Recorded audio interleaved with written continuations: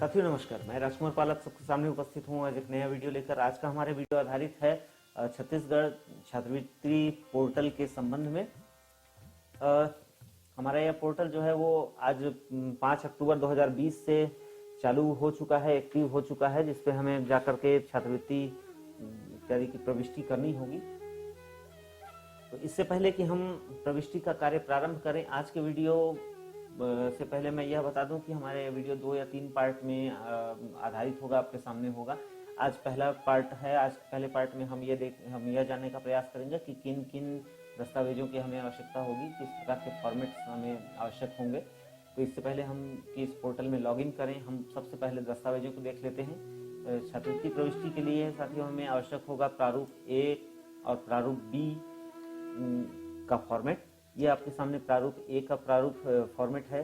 प्रारूप ए का फॉर्मेट जो है वो विद्यार्थी पंजीयन प्रारूप है, जो प्रत्येक विद्यार्थी के लिए पृथक पृथक भरा जाएगा जिनको छात्रवृत्ति की पात्रता है। इस प्रारूप का एक संक्षिप्त जानकारी मैं दे दूं, एक नमूना आपको दिखा दूं। यह प्रारूप ए का विवरण है, जिसमें यू डाइस कोड, शाला का नाम, वर्तमान कक्षा, विद्यार्थी की वर्तमान कक्षा, उत्तीर्ण अनुत्तीर्ण की स्थिति, पंजीयन क्रमांक, प्रवेश दिनांक, विद्यार्थी का नाम, पिता का नाम, माँ का नाम, आधार नंबर, जन्म तिथि, मोबाइल नंबर, बैंक खाता क्रमांक इत्यादि की जानकारी जो है वो प्रारूप ए में दी गई होती है।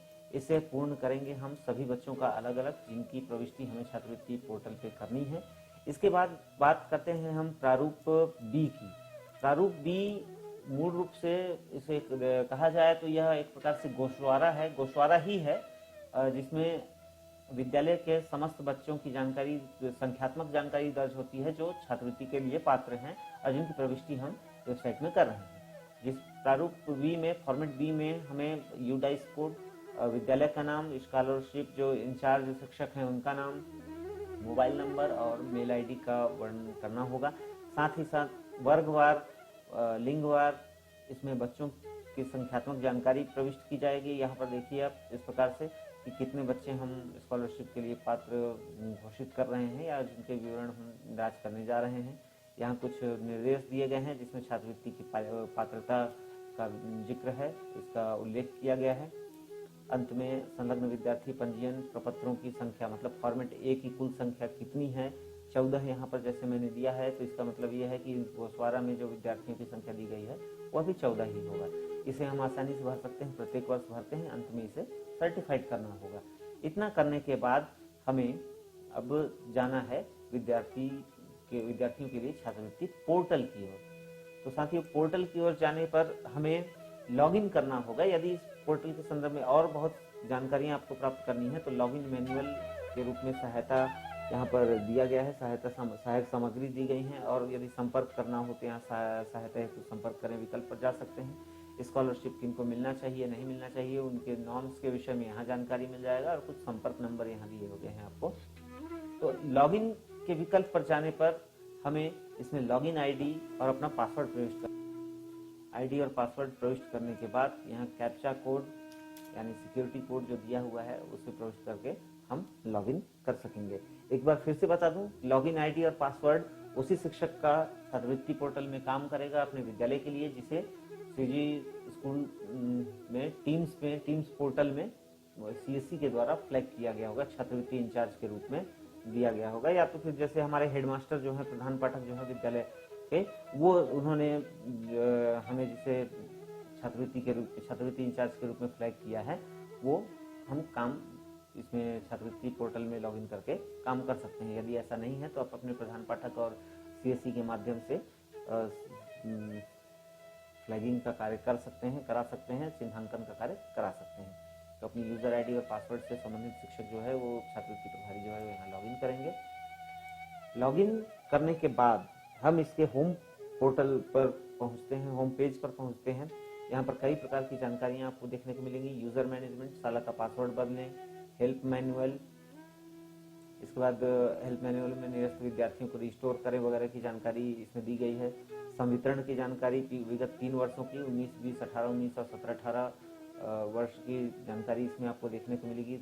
रिपोर्ट भी 17-18 से लेकर 19-20 तक की जानकारियां देखने को मिलेगी। रिपोर्ट देख सकते हैं हम किस इसका पंजीकृत विद्यार्थी कौन कौन है, किनको कौन से विद्यार्थी निरस्त हैं, पंजीकृत आईसीएसई कोड वगैरह जो है उसकी जानकारी मिलेगी, पंजीयन 18-19 की जानकारी मिलेगी, पंजीयन 19-20 की जानकारी मिलेगी, जिसमें हम देख सकते हैं कि किन किन बच्चों को हमारे यहाँ छात्रवृत्ति प्राप्त हुआ है। ये सब जानकारियां यहाँ पर देखने को मिलेंगी। अगला जो विकल्प है यहाँ 2021 के लिए पंजीयन के लिए छात्रवृत्ति की जानकारी प्रविष्ट करने के लिए, तो इस विकल्प पर जब हम जाएंगे तो यहाँ पर 2019-20 के विद्यार्थियों का परिणाम संशोधन करें, शाला परिवर्तन करें, सारांश प्रतिवेदन अपलोड करें, सारांश प्रतिवेदन प्रविष्ट करें। सारांश प्रतिवेदन अर्थात फॉर्मेट बी, जिसकी चर्चा हमने किया था गोशवारा के रूप में जो था। पंजीकृत विद्यार्थियों का आवेदन सुधारें या निरस्त करें, नवीन विद्यार्थियों का पंजीयन फॉर्मेट ए यहाँ से करें, और जो मिसमैच जो होगा, विभिन्नताएं जो होंगी, उनकी जांच के लिए एक विकल्प दिया हुआ है। मेरा व्यक्तिगत जो मानना है वो ये है कि हमें प्रविष्टि के दौरान सबसे पहले फॉर्मेट बी को प्रविष्ट करना चाहिए। फॉर्मेट बी अर्थात सारांश प्रतिवेदन जब हम प्रविष्ट कर लेंगे तो इससे हमारे पास जैसे ही हम फॉर्मेट बी को प्रविष्ट करने के बाद फॉर्मेट ए प्रविष्टि करेंगे, प्रारूप ए का विवरण दर्ज करेंगे, तो हमारे पास यह सुनिश्चित होता जाएगा कि कितना हमारा टारगेट है और हमने टारगेट में से कितनी प्राप्ति किया है। तो सबसे पहले हमें फॉर्मेट बी को प्रविष्ट करना चाहिए, और आज इस वीडियो में हम केवल फॉर्मेट बी तक ही जाएंगे। फॉर्मेट बी को प्रविष्ट करने का विधि जो है वो देखेंगे कैसे करना है। इसके लिए हमें सारांश प्रतिवेदन फॉर्मेट बी प्रविष्ट करने के विकल्प पर जाना होगा। इस विकल्प पर जाने के बाद सारांश में संशोधन करना चाहते हैं, हाँ नहीं, तो चूंकि हमने अभी तक प्रविष्ट नहीं किया इसलिए इसे नहीं में रहने देंगे। डाइस कोड, साला का प्रकार, साला का नाम इत्यादि, ये जो जानकारियां हैं, शैक्षणिक वर्ष वगैरह जो है ये प्रीफिल्ड रहेगा। आपको यहाँ पर दर्ज करना है छात्रवृत्ति प्रभारी का नाम, जैसे मैं एग्जाम्पल के रूप में यहाँ पर अपना नाम दर्ज कर रहा हूँ। मोबाइल नंबर दर्ज करना है, मोबाइल नंबर के बाद ईमेल आईडी दर्ज करना है। ध्यान रखेंगे इसमें वही ईमेल आईडी वगैरह दर्ज करेंगे, सारा मतलब मोबाइल नंबर वगैरह दर्ज करेंगे जो हमने प्रारूप बी में दिया हुआ है। यहाँ जो जानकारियां दी गई हैं वही जानकारी यहाँ पर दर्ज की जाएगी। ये दर्ज हो जाने के बाद प्रारूप बी अर्थात ये फॉर्मेट बी, यहाँ जो गोशवारा हमने दर्ज किया हुआ है, इसी गोशवारे की एंट्री प्रविष्टि हमें यहाँ करनी है।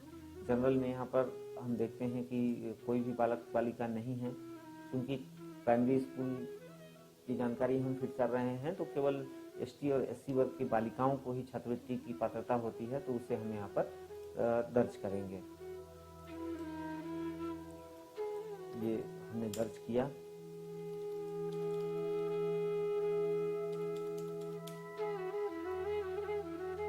प्रविष्टि दर्ज किया।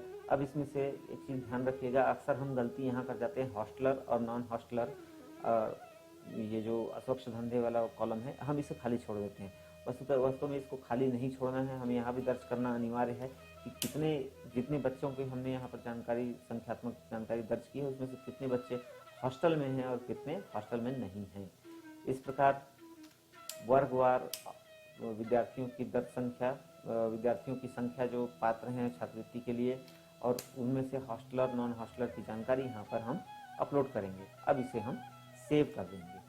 जैसे ही हम सेव कर देंगे तो हमारे पास फॉर्मेट बी जो है वो सुरक्षित हो जाएगा। फॉर्मेट बी के सेव हो जाने के बाद अब हमें यहाँ पर फॉर्मेट बी को अपलोड भी करना होगा।